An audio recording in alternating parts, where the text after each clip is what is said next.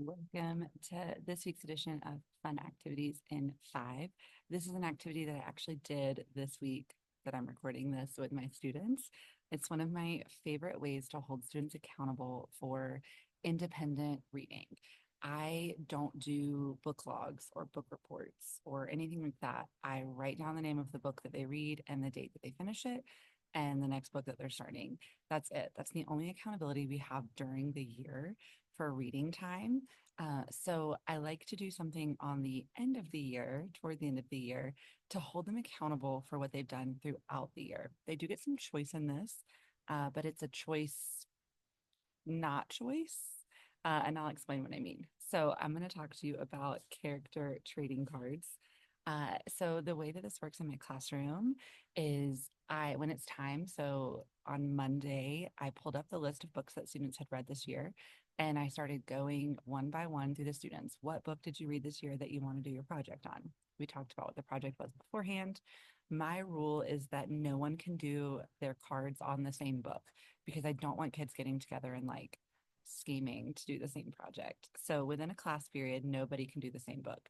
Now, when I get to my class of 35 sixth graders, usually by the end of that, I do have to have one or two duplicates. This year, I only had one, just because some students haven't read as many books and they're very popular books. So each student does their own book. They tell me what book they're going to do. And then students make character cards. So these are characters in the book. These examples are from Cuis and Crisis by Jeremy Jordan. They make character cards. They make location cards of locations in the book, and they make action or event cards. This one is volar. So they make their cards, characters, events, locations. They can also have what I call a superpower card, something that's really important to the book that's not a character, not a place, and not an action.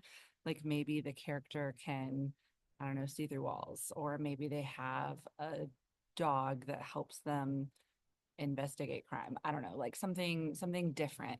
They can also have a superpower card. So they make 8 total cards. And the goal is that they use these cards to demonstrate their understanding of the book that they read and to be able to tell the story of the book that they read to someone else. So we use this project for sixth grade for our Showcase of Learning night, which is at the end of May. Our students take these cards and they play them, and when they play them, they tell the story. So you can see on the card, the student has written some information. This one says he's a guinea pig, he's he's brown and white, he builds an airplane. So they've got some information on the card, 2 to 3 sentences. But when they go to tell the story, they might say like Devin Cooey lives, they would do this in the target language. Devin Cooey lives in the Casa de Cuis. Devin Cooey is friends with Hercules. Devincui y Hercules go to the mountains, which is where their house is. But they would play these cards to be able to tell the story to someone else.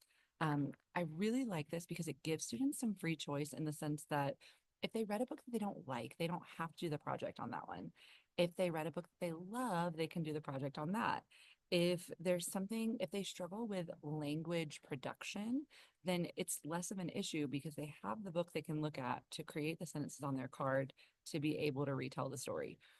Another thing that I really love about these cards is I can actually use these cards in class with students. When students are saying, like, hey, I kind of want to read this book, but the back cover is not really telling me what it's about, or I read that, but I still don't know.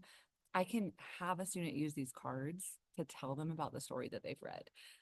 So character trading cards are one of my favorite things. I'm going to link a blog post below in the description for you to read more if you're interested. And I will also link this template if you would like to try this template, or a couple of variations of this template along with a rubric to this project for your students. Thanks for joining me this week, and I look forward to seeing you next time.